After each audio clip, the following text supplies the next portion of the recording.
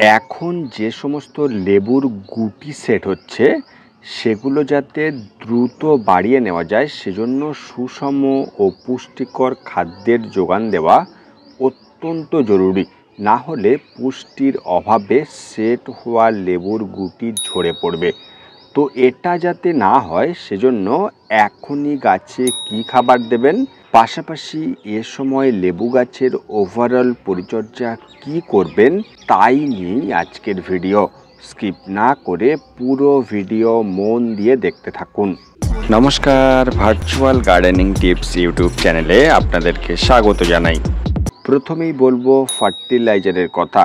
এখন যেহেতু গুটি সেট হচ্ছে বা অনেকের গাছে গুটি সেট হয়ে লেবুগুলো বাড়তে শুরু করছে, এ সময়ই গাছের একটা ব্যালেন্স ডায়েট দেওয়া প্রয়োজন। সেই হিসেবে সম রেশিওর যে এনপিকেগুলো হয় সেটা 19-19-19 হোক বা 20-20-20, এটা 2 গ্রাম 1 লিটার জলে গুলে 10 থেকে 12 দিনের গ্যাপে সকালের হালকা রোদে পুরো গাছে স্প্রে করুন।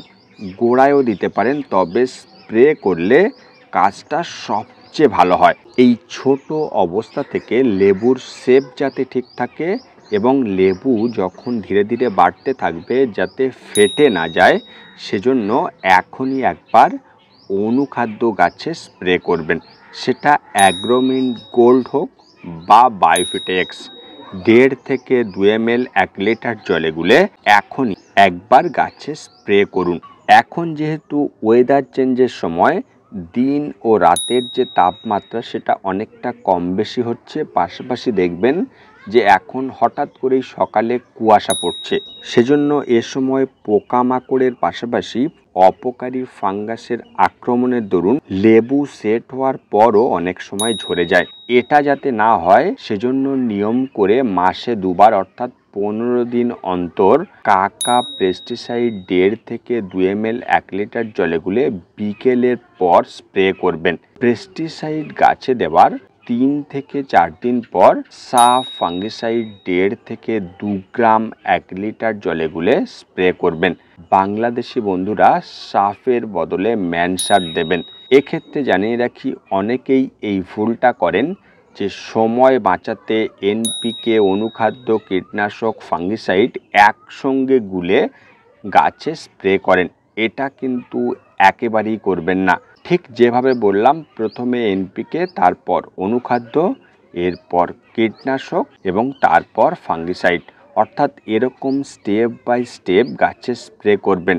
প্রত্যেকটা স্প্রের পর যখন দ্বিতীয় স্প্রে করতে যাবেন, এর মাঝখানে অন্ততপক্ষে 3 থেকে 4 দিনের গ্যাপ রাখবেন। না হলে আমরা যে কারণে এই স্প্রেগুলো করছি, উপকারের বদলে ক্ষতি হতে পারে। এর পাশাপাশি টবের মাটিতে যাতে এ সময় জলের ঘাটতি না হয় সেজন্য গাছের প্রয়োজন বুঝে জল দেবেন। জলের ঘাটতি হলে এই ধরনের বড় ফলগুলো ঝরে যেতে পারে। তাই যাদের গাছের লেবু সেট হয়েছে, গুটিগুলোকে দ্রুত বাড়িয়ে নিতে চাইছেন, ঠিক যেভাবে বললাম সেভাবেই পরিচর্যা করুন। তাহলে খুব তাড়াতাড়ি এই লেবুর গুটিগুলো বাড়তে থাকবে। তো এই ছিল আজকের ভিডিও। কোনো প্রশ্ন থাকলে কমেন্ট বক্সে লিখুন। ভিডিওটি লাইক ও শেয়ার করবেন। আর এরকম ভিডিও পেতে চ্যানেলটি সাবস্ক্রাইব করে পাশে থাকা নোটিফিকেশান বেলটা অল করে দিন। তাহলে এরকম ভিডিও দেওয়ার সাথে সাথেই আপনার ফোনে নোটিফিকেশান পৌঁছে যাবে আর আপনি সেই ভিডিও সবার প্রথম দেখে নিতে পারবেন। দেখা হচ্ছে নেক্সট ভিডিওতে। নমস্কার।